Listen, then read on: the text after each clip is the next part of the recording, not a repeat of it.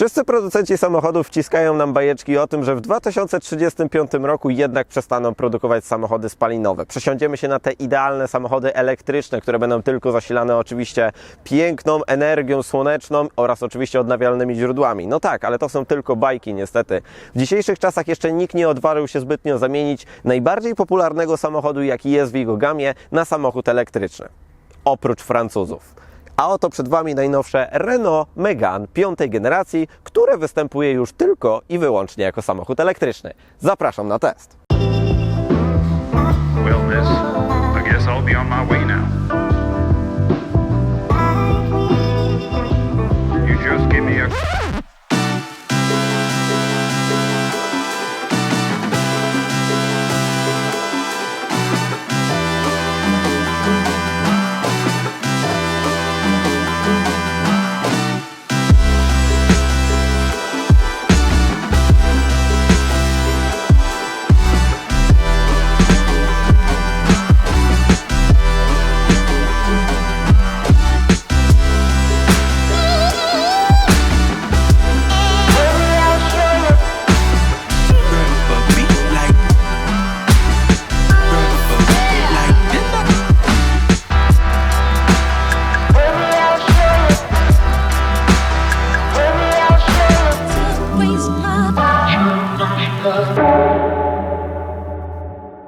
Jeśli Wasz przycisk subskrypcji jest tak czerwony jak to nasze ukochane Megane, no to znaczy, że nie subskrybujecie kanału Motookiem, więc oczywiście zapraszam Was do subskrypcji kanału Motookiem, bo to dzięki Waszym subskrypcjom możemy Wam pokazywać takie nietuzinkowe samochody właśnie jak to Renault.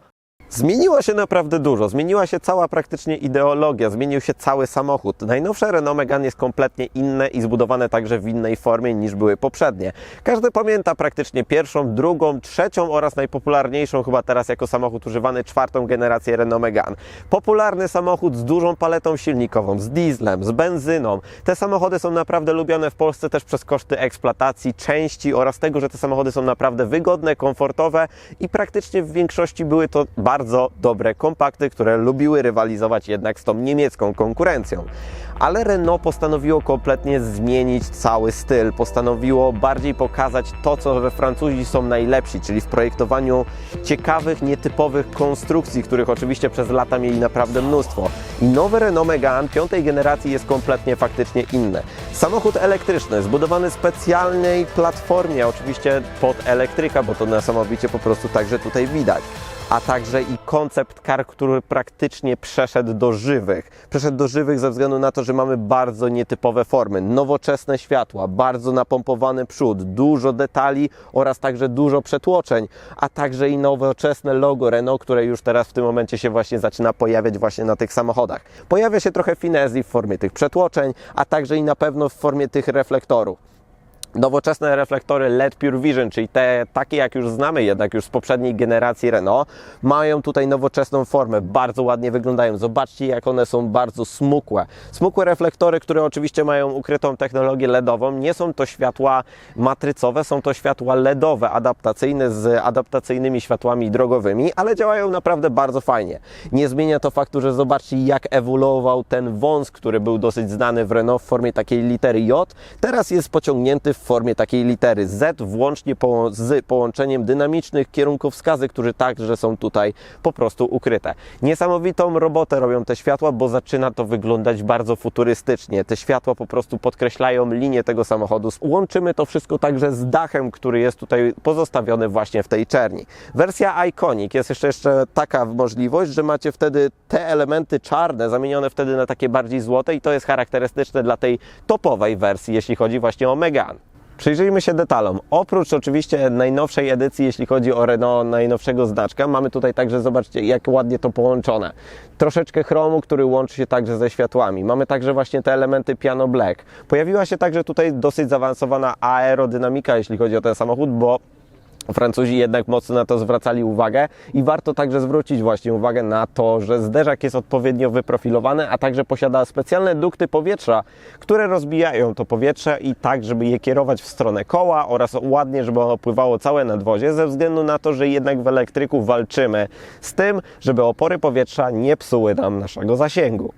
Megane także niesamowicie mocno zmieniło się, jeśli chodzi o boczną stylizację. Kompletnie coś innego. Widać, że ten samochód po prostu wyjechał niczym concept car. Jeśli chodzi o ten samochód, zmieniło się naprawdę sporo. Zmieniło się także, jeśli chodzi o długości. Najnowsze Megane 5. generacji jest o 15 cm krótsze od swojego poprzednika. Faktycznie kompletnie tego nie widać. Dlaczego? Ze względu na to, że platforma samochodów do budowania samochodów elektrycznych rządzi się troszeczkę innymi prawami. Dlaczego? Dlatego, że mamy tutaj niesamowicie duży rozstaw osi. 2,68 jest także ten rozstaw osi jednak powiększony. 16 mm więcej, ale jednak robi różnicę. Do tego zobaczcie, jak daleko są koła. Koła są praktycznie na samych krańcach naszego samochodu po to, żeby jednak zwiększyć wielkość pomiędzy właśnie tymi kołami. Dlaczego? Po to, żeby także umiejscowić tutaj także właśnie akumulator, który jest zamontowany w podłodze.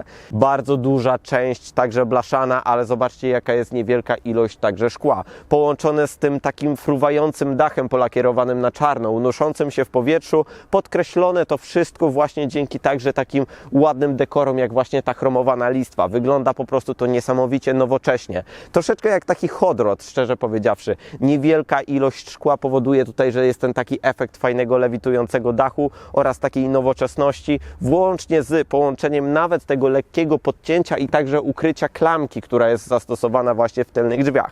A co do klamek, właśnie także te klamki dodają tej opływowości, o którą tutaj Renault walczyło, a także i tej elegancki. Zobaczcie, że mamy klamki, które wysuwają się oczywiście po podejściu do samochodu, za które możecie oczywiście złapać właśnie te drzwi, żeby można było je otworzyć, ale podczas jazdy tworzy to niesamowitą, płynną i harmonijną część tego samochodu, która po prostu jest jedną taką dużą bryłą. A także i koła dopełniają tego wszystkiego, bo jednak 20 cali robi robotę. Koła, a to jest największy wyróżnik tego samochodu, który przyciąga po prostu magnes, jak magnes wzrok, w szczególności, że w większości samochody kompaktowe nie mają aż tak dużych kół, ale to jest właśnie ten efekt, że ten samochód jest troszeczkę takim concept carem.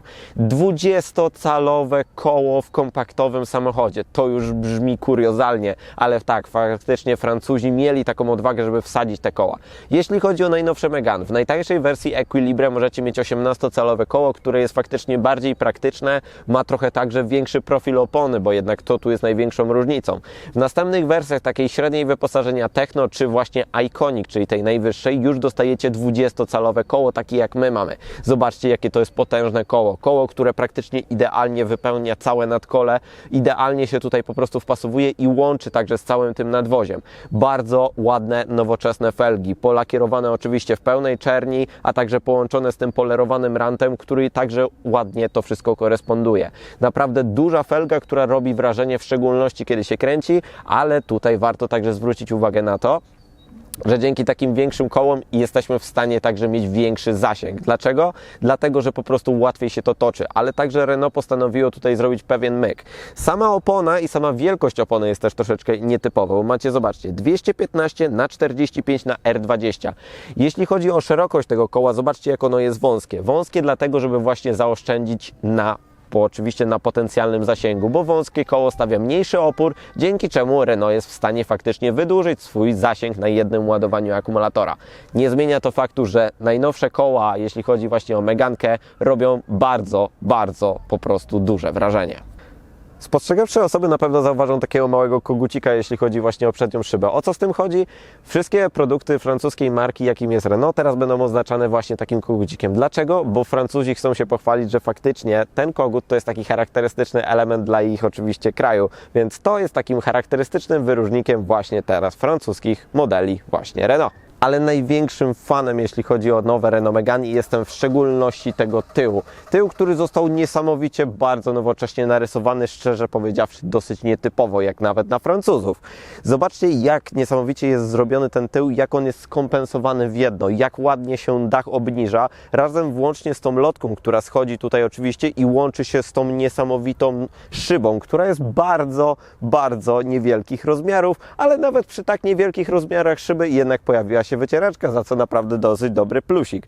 Widać tutaj tą muskulaturę, widać to, że projektanci chcieli pokazać coś innego i faktycznie w concept carze było praktycznie dosyć podobnie. Nowoczesne światła, które już w Renault Megane 4 pojawiły się, dosyć nowoczesne, które łączyły się praktycznie tą jedną blendą, które właśnie znaczek Renault właśnie rozdzielał. Tutaj mamy właśnie taki sam styl. Nowoczesne lampy, które są po prostu pokazane w architekturę 3D.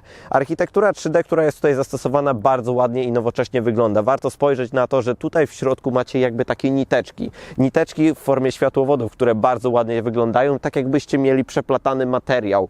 Niesamowita struktura, która po prostu przykuwa wzrok i uwagę, łącząc to także z takimi trójkącikami i utworząc taki hermetyczny i bardzo ładny, nowoczesny wzór. Jeśli chodzi o resztę stylizacji, mamy tutaj także dosyć mocno podciągnięty tylny zderzak, połączony także z dosyć dużą ilością tego piano blacku oraz także takich lekkich atrap wydechu, szczerze powiedziawszy, takimi tutaj z lewej, jak i z prawej strony. I oczywiście rejestracja, która pojawiła się w formie oczywiście zielonej tablicy, ale pojawiła się także na zderzaku. Nowoczesne jest także logo, które Megane teraz w tym momencie przyjęło, bo zobaczcie, że macie rozstrzelone logo Megane po całej szerokości oraz literę E, która jest pomalowana w kolorze złotym, a także jest w kolorze takim matowym. Ma to oczywiście charakteryzować to, że jest to wersja elektryczna i literka E po prostu ma łączyć się także z całym tą nazewnictwem nowym, jeśli chodzi o zelektryfikowane samochody Renault Megane, czyli E-Tech. Pojawił się także guzik do otwierania także klapy, która niestety nie występuje w żadnej formie elektrycznej klapy. I za każdym razem musicie wsadzić tutaj w tą wąską szparę waszą rękę i podnieść po prostu klapę bagażnika, tak żeby tutaj te palce znalazły się tutaj jednak w tym elemencie. Naprawdę to jest delikatnie uporczywy element, który po prostu za każdym razem ta klapa powinna delikatnie mocniej jednak odskoczyć, bo po prostu nie da się jej tak wygodnie złapać po prostu jedną ręką. Trzeba troszeczkę po prostu kombinować. Ale Francuzi zrobili tutaj naprawdę kawał dobrej roboty, bo po prostu to wygląda. Każdy praktycznie patrzy się, czy to na przód, czy to na bok, ale w szczególności tył robi największe wrażenie praktycznie na wszystkich. No tak, ale piękna stylizacja tyłu czasem nie łączy się także z praktycznością, ale w Megane nie jest tak tragicznie z tym. Najnowsze Megane 440 litrów pojemności bagażnika. To jest bardzo ładna wartość także jeśli chodzi właśnie o konkurencję w segmencie kompaktów, bo jest naprawdę spora ta wielkość. Widać, że po prostu macie tutaj gdzie pochować wasze szpargały i także dużo bagaży jesteście w stanie tutaj w miarę zmieścić. Otwór także jest w miarę symetryczny, nawet przy tak nietypowo ułożonej klapie. Ale jest jeden element, który bardzo mocno denerwuje. To na pewno jest wysokość także progu załadunkowego. Jeśli chodzi właśnie o tą wysokość, to jest bardzo duża upierdliwość w tym samochodzie, bo niestety bardzo musicie podnieść wysoko wszystkie rzeczy, które chcecie wsadzić do tego bagażnika, bo zobaczcie, jak głęboko jest w stanie schować się moja ręka. Z dobre 20 parę centymetrów macie niestety takiego progu, więc to jest delikatnie irytujący element. Ale dzięki temu także uzyskano właśnie tą dużą pojemność tego bagażnika, ze względu na to, że on jest po prostu dosyć mocno głęboki.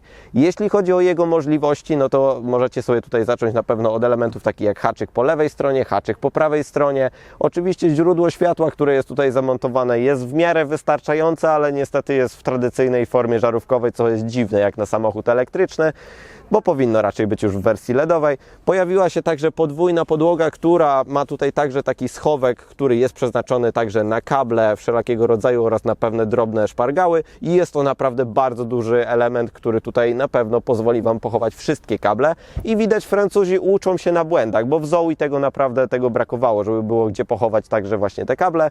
Tutaj jest. Opcjonalnie możecie sobie dokupić podwójną podłogę, żeby oczywiście ten próg także zmniejszyć oraz jeszcze stworzyć sobie dodatkową przestrzeń właśnie pod tą podłogą, po to, żeby właśnie mieć jeszcze dodatkowe możliwości przewożenia. Z małych upierdliwości, które ten samochód ma, to niestety jest ta półka. Półka, która za każdym razem, jak chcecie coś wyciągnąć z tego głębokiego bagażnika, niestety musicie się uderzyć w nią głową, a co druga strona jest tego taka, że kiedy zamykacie, to niestety wydaje taki bardzo nieprzyjemny dźwięk za każdym razem uderzając praktycznie o elementy plastikowe w tym bagażniku. Ale to nie jest koniec, bo można sobie ten bagażnik powiększyć. No i teraz się zaczyna największa wada tego samochodu. 1335 litrów pojemności bagażnika, ale widać, że tu jest pewien problem. Problem ze względu na to, że zobaczcie, jak wysoko są umiejscowione oparcia foteli i jak wysoki jest także próg pomiędzy fotelami a podłogą bagażnika. Więc kiedy chcecie przewieźć do końca większe przedmioty, no to musicie jakby to troszeczkę przemyśleć, bo jakby jednej płaskiej podłogi i jednej powierzchni nie macie, więc to jest pewna upierdliwość, jeśli chodzi o ten samochód. Czas na gamę silnikową, a tak jak już Wam wspominałem, nowe Renault Megane nie jest w stanie być samochodem spalinowym, jest tylko i wyłącznie samochodem elektrycznym. Co nie zmienia faktu, że i tak macie do wyboru dwa różne rodzaje silników, jeśli chodzi o ten samochód. Nowoczesna forma tego samochodu jest jednak tutaj zastosowana, jeśli chodzi nawet o tradycyjne otwieranie maski i szukanie miejsca, gdzie tu widać, że to jednak jest samochód elektryczny i ta maska często nie będzie otwierana. Jeśli chodzi o ten samochód, co macie do wyboru? Są dwie wersje wyposażenia, EV40 oraz EV60. Są to dwa różne jakby rodzaje samochodów w tym samym opakowaniu. Silnik EV40 jest to silnik elektryczny o mocy 130 koni, 250 Nm i jesteście połączeni także z baterią 40 kWh netto. Jeśli chodzi o ten samochód, WLT podaje jakieś 300 km na jednym ładowaniu, z czego raczej brałbym poprawkę na jakieś raczej 250 maksymalnie.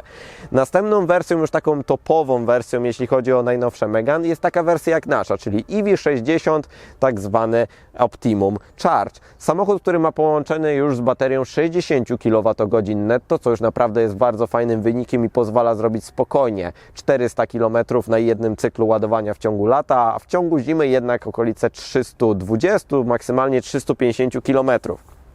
To wszystko jest właśnie połączone dzięki efektywnemu nowemu silnikowi, jakiego Renault tutaj zastosowało. 220 koni, 350 Nm momentu obrotowego oraz 7,2 według katalogu sekundy do pierwszej setki, co oczywiście żeśmy dla Was sprawdzili.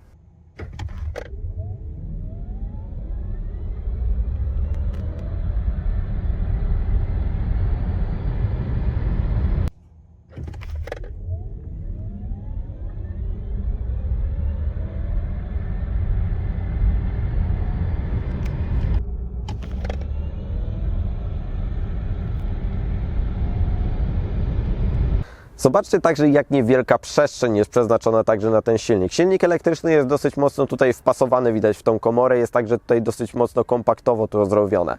Warto także zwrócić uwagę na to, że niestety nie zastosowano tu jakiegokolwiek franka. Żadnego miejsca na kable tutaj nie uświadczycie, nie schowacie tutaj praktycznie niczego, bo praktycznie wszystko, jeśli chodzi o cały przód Megane, pod maską jest wszystko zabudowane. Dlaczego? Dlatego też, że w naszym egzemplarzu znajduje się pompa ciepła. Pompa ciepła za 4500 zł dopłaty, ale jest to właśnie ten element, który jest tutaj zastosowany. Jest to oczywiście bardzo fajny, energetyczny element, który pozwala zaoszczędzić ilość energii wydawanej na oczywiście ogrzewanie Waszego samochodu w trakcie zimy, czy także jego chłodzenie, jeśli chodzi faktycznie o lato. Bardzo fajny element, który faktycznie widać, że działa. Zmniejsza zużycie energii, w szczególności w te właśnie zimowe dni, bo jednak faktycznie wtedy największą rolę właśnie gra ta pompa ciepła. I tak oto żeśmy skończyli sobie gamę silnikową. Dwa różne rodzaje, dwa do wyboru. Możecie mieć większy, mniejszy akumulator, możecie mieć większą moc, a także i możecie mieć mniejszą. Każdy może sobie dopasować nowe Megane dosłownie do siebie. No tak, ale ten samochód w końcu także trzeba naładować, a ładowanie tego samochodu jest dosyć ciekawą, nowoczesną formą zrobione i to fajnie, bo także Renault postanowiło zmienić ulokowanie portu, który teraz znajduje się w prawym przednim błotniku, za co duży plus, bo łatwiej jest po prostu z niego korzystać przy niektórych typach ładowarek. Złącze Type 2 oraz złącze CCS. Jeśli chodzi o złącze Type 2, czyli popularne złącze do ładowania z tradycyjnego kabla 230V, uwaga, 30 godzin do pełna. Jeśli chodzi o mocniejszą ładowarkę w Waszym garażu, kiedy posiadacie wallboxa typu 11 kW, już macie okolice 6 godzin do pełna, ale co ciekawe, Renault jako jeden z niewielu producentów jest w stanie Wam zagwarantować ładowarkę pokładową o mocy 22 kW i wtedy większość słupków publicznych, jakie są ulokowane w Waszym mieście, staje się Waszym najlepszym przyjacielem. Dlaczego? Bo ładowanie do pełna tego samochodu z takiej publicznej stacji 22 kW jesteście w stanie sobie zrobić w okolice 3 godziny do pełna. To jest niesamowicie bardzo dobry wynik, który jest w stanie Wam zaoszczędzić także kosztów, bo ładowanie AC jest o wiele tańsze oraz także czasu, bo jednak 3 godziny do pełna to jest naprawdę fajny element. Wtedy, kiedy na przykład idziecie do galerii handlowej, podpinacie się na AC i okolice 2 godzin macie już najprawdopodobniej okolice 80 niecałych procent tego akumulatora. To jest bardzo fajny element. No tak, ale ten samochód także nie będzie jeździł tylko po mieście, będzie także jeździł w trasy. Wtedy chcecie dosyć szybko odzyskać tą energię. No to wtedy macie port CCS, czyli oczywiście ładowanie prądem stałym, które jest teraz popularne. Wtedy macie 42 minuty do 80% i najnowsze Renault Megane jest w stanie przyjąć moc do 130 kW, jeśli chodzi o ten pakiet akumulatora, oraz przy pakiecie akumulatora 40 kWh niestety zmniejszacie sobie tej mocy szczytowej ładowania niestety do 85 kW i za to troszeczkę ból, że te dwie wersje jednak się od siebie różnią. Bardzo fajnie jest to zrobione, 130 kW to jest naprawdę bardzo fajna moc, jeśli chodzi o ten samochód. Co prawda jest jeden mały szkopuł. Ta moc się niestety dosyć szybko kończy, bo w okolicach 40% samochód zaczyna bardzo mocno już ograniczać sobie tą moc. Ładowarka 100 kW. Pobierana moc i energia nadal 71. Moc. Schodząc już do progu gdzieś okolic 70, a nawet i czasem 65 kW, więc za to mały pstryczek dla Renault, bo jednak powinna być ta moc dostępna ogólnie troszeczkę w większym zakresie. I tak oto Wam to daje okolice zasięgu na jednym pakiecie akumulatora takim jak jest tutaj. Zasięg 350 km w ciągu lata, to jest tak bez problemu możecie zrobić. Czas przejść sobie do tylnej części nadwozia. Klameczka, która jest oczywiście ukryta jak w starym Civicu, oczywiście w słupku C. Bardzo fajny element, bo jednak niesamowicie dobrze wygląda. A warto sobie na pewno usiąść także w tym samochodzie z tyłu. Z tyłu, jeśli chodzi o wnętrze, to jest naprawdę dosyć przyjemnie. Co prawda widać, że to jest kompaktowy elektryk. Widać to ze względu w szczególności na nogi. Zobaczcie, jak niewiele miejsca mam, jeśli chodzi faktycznie o stopy, buty, a także i ogólnie takie miejsce właśnie na szczególności na te nogi. Widać, że jednak ten akumulator jest dosyć gruby i także zabiera tą przestrzeń pod fotelem. Jeśli chodzi o miejsce na nogi, jest tego dosyć sporo. Miejsca nad głową także nie ma co kompletnie narzekać. Narzekać mogę na pewno na wysokość także kanapy. Zobaczcie, jak moje kolana są wysoko w powietrzu i jak moje uda nie mają zbytnio jak się tutaj podeprzeć. Więc najprawdopodobniej na dłuższych trasach, szczerze powiedziawszy, będą mnie albo boleć nogi, albo boleć same uda. I to będzie na pewno z tym większy problem. Warto na pewno także zwrócić uwagę sobie tutaj na tą przestrzeń, że nie ma kompletnie żadnego tunelu. Jest bardzo fajnie to wszystko zaaranżowane, jednak to widać, że jest samochód elektryczny, gdzie jest płaska podłoga bezpośrednio. I to na pewno na plus. Dwa nawiewy, jeśli chodzi o takie tradycyjne krateczki, bo niestety nie możecie mieć tutaj trzeciej strefy klimatyzacji. Dwa porty nowoczesnego typu, czyli już USB-C. I to praktycznie w większości tyle, bo nawet podłokietnika niestety tutaj Renault postanowiło nawet nie zastosować. Dwa izofixy na takich klapeczkach, więc na pewno dzieciaki możecie tutaj sobie zapiąć w foteliki bez problemu, ale jednak tak dosyć ciasno, szczerze powiedziawszy. Warto na pewno także wspomnieć o fotelach, jeśli chodzi o nową Megankę, bo macie do wyboru naprawdę bardzo fajne fotele. Fotele w wersji Techno są to fotele pół skórzane i pół także wykończone materiałem, który jest naprawdę bardzo fajny i przyjemny w dotyku. To jest ten sam oczywiście materiał z recyklingu, jeśli chodzi właśnie o butelki z dna morza, z tego co pamiętam. To jest bardzo fajny element. Zobaczcie, jak on jest bardzo ładnie, gustownie wykonany. Połączenie z tą żółtą nicią, z tą bardzo ładną białą kedrą i także ten sam wzór tej kratki, która jest zrobiona, jest naprawdę bardzo ładny, ale to nie tylko chodzi o wzór. Same fotele, które są tutaj zastosowane, są bardzo wygodne. Na dłuższych trasach naprawdę nie męczą. Bardzo dobrze podpierają, jeśli chodzi o lędźwie, w szczególności, że macie dodatkowo regulowany właśnie odcinek lędźwiowy w formie wypchnięcia, co naprawdę bardzo fajnie działa. Czas zasiąść we wnętrzu, a tutaj zrobiono naprawdę mnóstwo rzeczy. To nie jest Renault, które znaliśmy. Tu nie ma już tego, co było. Szczerze powiedziawszy, jest naprawdę bardzo dużo zmienione. Zmieniło się najwięcej, jeśli chodzi o materiały. W szczególności warto zwrócić uwagę na to, co się pojawiło na desce rozdzielczej. To jest oczywiście taki przyjemny materiał, który jest tkaniną. Tkanina, która jest zrobiona z recyklingu, pojawiła się właśnie tutaj w takiej formie. Na boczkach drzwiowych także jest tutaj zastosowana taka lekka alcantara. To naprawdę jest bardzo miłe wszystko w dotyku, a także jakość tych plastików jest w miarę przyjemna. Co prawda tutaj już niestety samo podszybie jest wykonane z dosyć twardego plastiku, ale no tam nie dotykamy codziennie, więc nie jest źle. Ale te jakościowe wstawki, które są tutaj, to jest naprawdę po prostu majstersztyk. Wnęki w drzwiach są wykonane z takiego filcu. Bardzo fajny, przyjemny materiał, który także pozwala zaoszczędzić nam dźwięków dodatkowych, na przykład kiedy wrzucicie tam jakiekolwiek klucze, więc naprawdę bardzo, bardzo fajny element. No dobra, ale co my tutaj w ogóle mamy? Zmieniło się dużo, zmieniło się tutaj ze względu na to, że mamy dwa duże ekrany. 12,3 cala, jeśli chodzi o ekran dla kierowcy. To jest bardzo nowoczesna forma, jeśli chodzi o Renault. W pełni wyświetlacz elektroniczny, którym sterujemy sobie tutaj z kierownicy po prawej stronie, na którym możemy wyświetlać naprawdę dużo elementów. Możemy mieć taki klasyczny widok, jeśli chodzi o zegary. Możemy sobie tutaj pozmieniać tą prawą część, jeśli chodzi o to, co jest wyświetlane. Możemy nawet sobie oczywiście także zmienić taki widok, żeby widzieć nawigację w formie map Google'a, dosłownie przed oczami kierowcy. To jest naprawdę bardzo fajny element. element. Tych widoków jest tutaj takie 3 sztuki, które możecie sobie dopersonalizować, dokonfigurować po swojemu, ale działa naprawdę to bardzo dobrze i co ważne, jakość tego wyświetlacza jest naprawdę na bardzo dobrym poziomie, bo widać ten kontrast i widać tą szczegółowość. Zmieniła się także kierownica. Kierownica, która nie jest już jakby trochę kierownicą, jest takim trochę wolantem, już mam szczerze powiedziawszy wrażenie, bo jest bardzo mocno spłaszczona od góry oraz bardzo mocno spłaszczona od dołu. Bardzo dobrze leży w dłoniach, jest dobrze wyprofilowana, dobrej jakości skóra, a także pojawiła się nawet skóra, która jest tutaj delikatnie pikowana. Wow! To robi robotę. Do tego tak, po lewej stronie macie możliwość sterowania tempomatem aktywnym, który ma oczywiście sczytywanie znaków, odległości itd.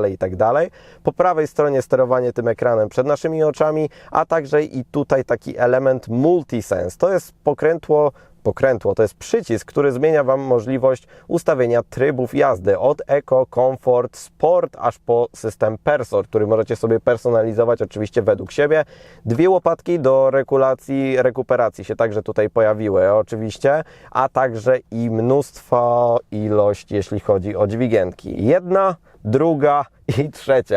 To jest chyba najgorsze, co może być zastosowane przez Renault w najnowszym Megane, czyli tak, stara dźwigienka, którą znamy już od 2000 roku, jeśli chodzi o sterowanie multimediami, do tego dźwigienka odnośnie oczywiście wycieraczek, spryskiwaczy i tak dalej, oraz wybierak biegów, który się pojawił tutaj niczym w Mercedesie.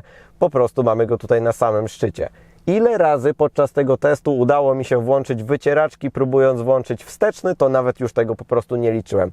Irytujący element, który szczerze powiedziawszy kompletnie mi się nie podoba. No i przechodząc sobie troszeczkę bardziej do tej części centralnej, która jest tutaj, jak widzicie, w takim dosyć fajnym open space zrobiona. Bardzo dużo jest tutaj przestrzeni, miejsca na nogi także jest naprawdę bardzo dużo, no ale warto zwrócić uwagę na to, co jest największe. Największy jest tutaj ekran. Ekran jest to nowoczesny Open Air Link, który bazuje na Android Automotive. Bardzo fajny system, który szczerze powiedziawszy na początku jest trochę zagmatwany, trzeba trochę się go nauczyć, ale działa naprawdę bardzo fajnie. A jego największą rzeczą, jaką ma, to jest na pewno integracja z asystentem Google'a, integracja z mapami Google oraz ze wszystkimi elementami, które są właśnie związane z całym systemem, ekosystemem Google'a. Zobaczcie, że po wejściu od razu macie po prostu mapę, która jest bardzo fajnym elementem. Nie musicie podłączać żadnego telefonu po kablu, bezprzewodowo. Oczywiście też macie taką opcję w formie Apple CarPlay albo Android Auto, ale od razu po wejściu macie te swoje ulubione mapy Google'a, które działają niesamowicie płynnie, szybko, responsywnie i działa to po prostu tak, jak dobrej klasy telefon. To jest naprawdę fajny element. Do tego zwróćcie uwagę, że jest integracja z całym samochodem, że po dojechaniu na przykład ja do domu będę miał w akumulatorze 33%, albo kiedy zacznę wyszukiwać na przykład jakieś miejsce w Warszawie, wiem, że z danym stanem akumulatora nie dojadę, 17%, ale w tym momencie, kiedy ja sobie wybiorę dany punkt, mogę także dodać postój na ładowanie. I w tym momencie on mi podpowiada, czy w danym miejscu jesteście w stanie się naładować i czy dojedziecie oczywiście do danego celu, tak żeby oczywiście mieć odpowiednie procenty już u samego celu. Bardzo fajny system audio, który gra naprawdę bardzo fajnie i nie potrzeba także dopłacać do Harman Kardon niepotrzebnie. Macie to naprawdę tutaj już w standardzie bardzo fajnie grające radio. Do tego także aplikacje z Androida, które możecie sobie doinstalować ze sklepu Play, takie na przykład jak w PlugShare, jeśli chodzi o samochody, a także i Spotify. Co prawda Spotify ma duży problem ze względu na to, że ciężko jest się zalogować. Ten egzemplarz ma z tym problem, że nie mogę się zalogować do prywatnego konta Spotify, ale naprawdę jest tu sporo rzeczy, sporo ustawień, które naprawdę bardzo fajnie działają i to na pewno na plus. Sterowanie klimatyzacją zostało także zintegrowane także z tym panelem, jeśli chodzi o ten cały wyświetlacz, ale naprawdę działa dobrze, bo pozostawiono tradycyjne fizyczne przyciski do sterowania także temperaturą, sterowaniem także trybem, jeśli chodzi o klimatyzację, a także wszystkie kierunki, siły nawiewu itd. Bardzo fajnie i to wszystko jest pod zasięgiem ręki, także jak podgrzewane trójstopniowo fotele, czy także jak sterowanie podgrzewaniem kierownicy. Wszystko na ekranie, ale jednak jest w zasięgu Waszego wzroku i cały czas jest w tych samych miejscach, za co bardzo fajny plus. Ładowarka do telefonu indukcyjnego zastosowana tutaj na takiej wysepce, która bardzo ładnie wygląda i jest także obita skórą, co ciekawe, także z bardzo ładnym przeszyciem, a pod spodem, jakby pod tą centralną konsolą macie także takie elementy w formie takich plastikowych kaset, szczerze powiedziawszy to mi kasety najbardziej przypomina, dzięki któremu możecie oczywiście organizować sobie tutaj przestrzeń, tak żeby Wam się zmieściła kawa, jakieś dodatkowe rzeczy, jakiś po prostu portfel, elementy takie, które tutaj możecie sobie pochować. Miejsce jedno na kubeczek tutaj się pojawiło oraz także macie bardzo długi podłokietnik. Podłokietnik, który jest fajny ze względu na to, że nie trzeba go wysuwać. Macie ładne, idealne podparcie, jeśli chodzi o Wasz łokieć. Jest długi, ale podnosi się także bardzo ładnie. W środku macie bardzo fajny, duży schowek oraz tutaj na samym początku umiejscowione są dwa złącza USB, dzięki któremu możecie sobie ładować Wasze dwa telefony bez żadnego problemu. Wnętrze Meganki jest naprawdę niesamowicie dobrze po prostu zrobione. Warto także wspomnieć na pewno o lusterku, które może być fabrycznie wyposażone także w kamerę, która po prostu jest wirtualnym wtedy lusterkiem. W naszej wersji tego nie ma, ale szczerze powiedziawszy nie jest to jakoś super mocno potrzebne.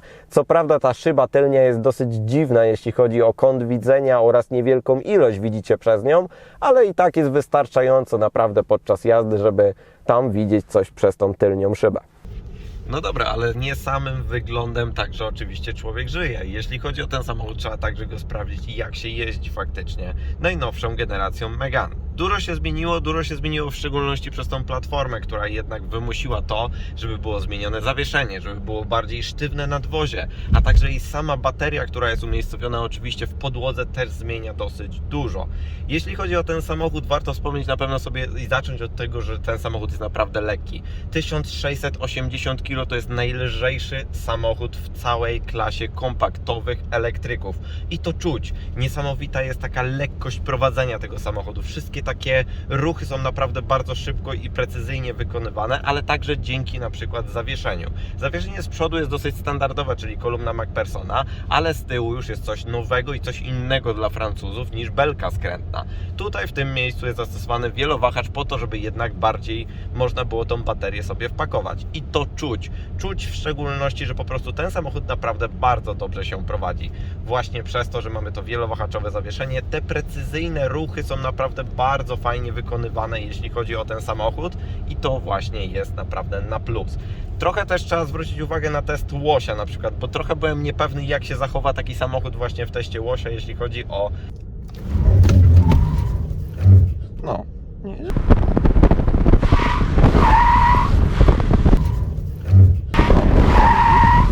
tak lekki samochód, ale okazuje się, że dosyć sprawnie, pewnie sobie ten samochód radzi nawet przy takich ekstremalnych manewrach, bo po prostu kierownica także jest dosyć fajnie, bezpośrednio zestrojona, także oczywiście z układem jezdnym i także jest delikatnie modyfikowalna, jeśli chodzi właśnie o tryby jazdy, bo jednak w trybie sportowym kierownica delikatnie mocniej się usztywnia.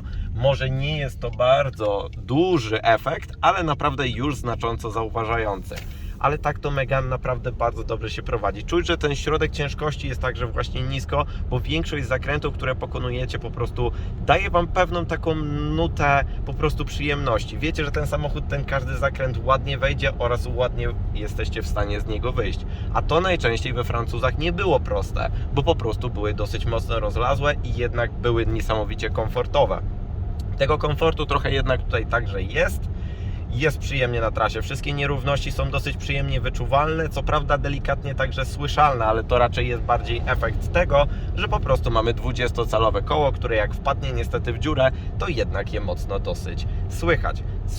No ale no cóż, naprawdę jazda, jeśli chodzi o zawieszenie, wygłuszenie, jest naprawdę tutaj dosyć dobra, ale wygłuszenie nie jest idealne. Przy okolicach 100 km na godzinę i przy większym delikatnie wietrze jest tutaj niestety dosyć głośno.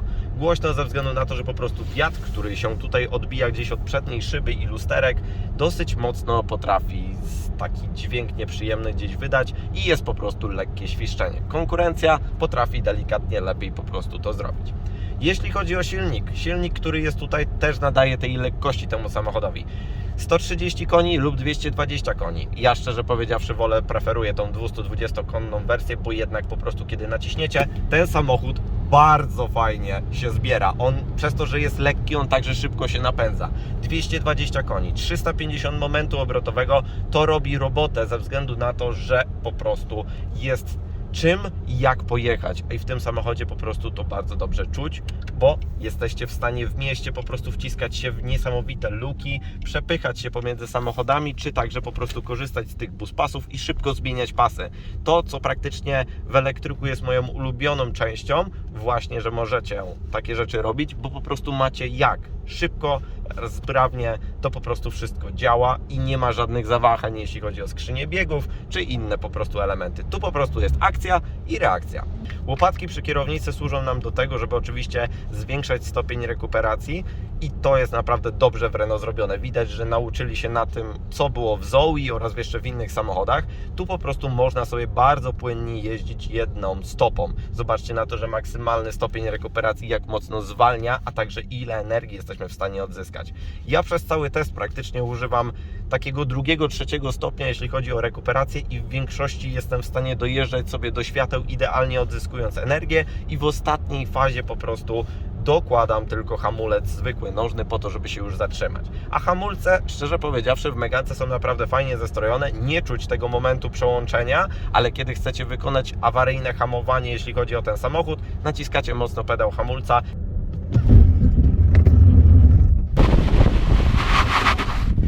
I naprawdę ta elektronika i to wszystko zaczyna tak działać, że bardzo fajnie i szybko także ten samochód się zatrzymuje, jeśli chodzi właśnie o takie awaryjne bardziej sytuacje.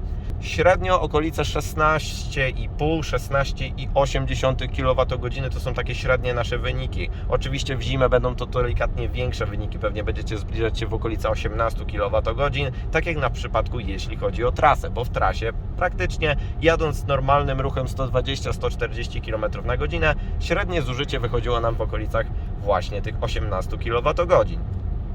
Ale w mieście jesteście w stanie zejść naprawdę bardzo fajne wyniki jeszcze niżej. Udało mi się zrobić 13,5-14,5 kWh, czasem oczywiście 15,5 kWh, ale to właśnie jest wszystko zasługa tego, że Francuzi jednak umią robić samochody po prostu elektryczne. Ale oczywiście wady także muszą być. Oprócz tego głośnego wyciszenia gdzieś tam jednak ja mam zastrzeżenia co do autonomii i to jest szczerze powiedziawszy trochę ból. Ze względu na to, że samochody elektryczne najczęściej kojarzymy sobie z tym, że już jednak idą w stronę autonomii, a tutaj niestety, kiedy aktywujemy sobie tą autonomię, którą my mamy w naszym egzemplarzu, szczerze powiedziawszy ja nie jestem idealnie zadowolony z tego systemu. On fajnie utrzymuje, tak jak teraz jedziemy, środek pasa i on da sobie radę. Odległości także są dosyć dobre, ale kiedy zaczynacie użytkować tą autonomię, jeśli chodzi o miasto, które szczerze powiedziawszy ta autonomia właśnie w mieście także się przydaje, przy jeździe w korku, stawaniu, ruszaniu, jednak gdzieś tam tą uwagę możecie wtedy troszeczkę skupienie to sobie zmniejszyć. Tutaj nie do końca. Działa to dosyć wolno, gubią się pasy, troszeczkę jest problem z utrzymaniem tej kierownicy i kierownica zaczyna w mieście dosyć mocno skakać i nie do końca jest to płynnie zrobione.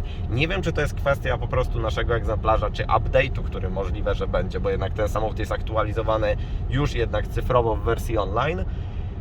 To nie do końca mi się to podoba. Hyundai jednak o wiele lepiej to robi. Kia o wiele lepiej to robi, bo jestem w stanie bardziej zaufać tamtej autonomii niż właśnie autonomii we Francuzie. Co nie zmienia faktu, że po prostu Renault Megane jest naprawdę świetnym samochodem. Te wszystkie wady to są po prostu malutkie bolączki, które praktycznie pewnie jakiś facelifting szybko oczywiście zniweluje. Ale jak mi się tym jeździ niesamowicie po prostu przyjemnie. Precyzja układu, do tego wszystko jest to po prostu tak zezgrane z sobą i do tego wiecie, że w środku jest niesamowicie przyjemnie, wygląda to po prostu na zewnątrz, wewnątrz oraz te wszystkie wrażenia z jazdy tym samochodem pokazują, że Renault chce naprawdę wrócić dosyć konkretnym ruchem, jeśli chodzi właśnie o segment kompaktowych samochodów, w tym momencie jednak już elektrycznych. No i tak oto, moi drodzy, francuski samochód, który naprawdę ma dużo do zaoferowania, jest naprawdę bardzo ciekawym, fajnym samochodem, który może się także podobać.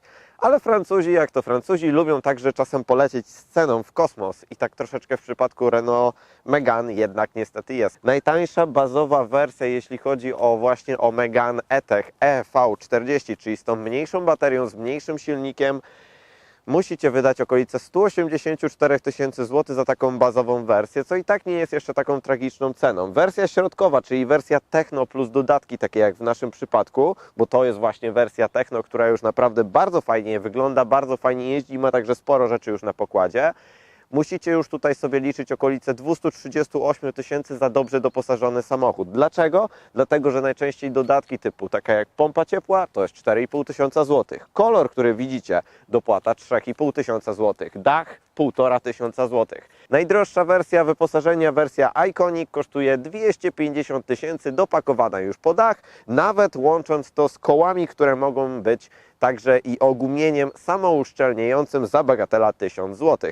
Więc nowe dziecko, jeśli chodzi o Francuzów, do tanich jednak nie należy. No dobra, ale nie zmienia to faktu, że najnowsze Renault Megane jest po prostu prześliczne, przedobrze zrobione oraz po prostu ma to coś w sobie. Francuzi wrócili do tego, co potrafią najlepiej, czyli projektować nietuzinkowe samochody, które mają się także podobać. Nowe Renault w szczególności będzie się podobać właśnie teraz, bo właśnie ta fikuśność tego samochodu, nowoczesne bryła, a także i troszeczkę ta koncepcyjność będzie jednak trafiać do młodszych klientów, którzy właśnie będą poszukiwać czegoś nowego. Nowego samochodu, który także może być w pełni elektryczny i nie będzie właśnie tym, że jest samochodem elektrycznym kompletnie problemem. Tutaj widać po prostu, że Francuzi odrobili lekcję i naprawdę ten samochód jest bardzo dobrze zrobiony i przemyślany także. Nie zmienia to faktu, że także pojawiły się pewne wady. Największą wadą tego samochodu moim zdaniem jest niestety krzywa ładowania.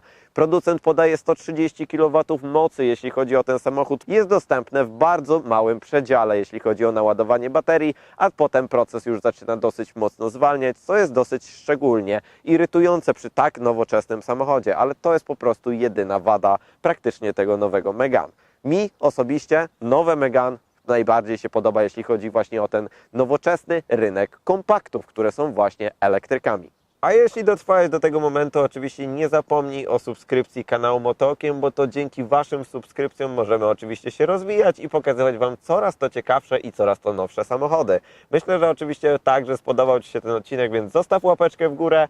Dzięki serdeczne naprawdę za obejrzenie tego materiału. 2 inne filmy, które także są niesamowicie ciekawe, czekają właśnie na Was teraz na ekranie, a ja szczerze powiedziawszy jeszcze jadę pojeździć trochę Meganką.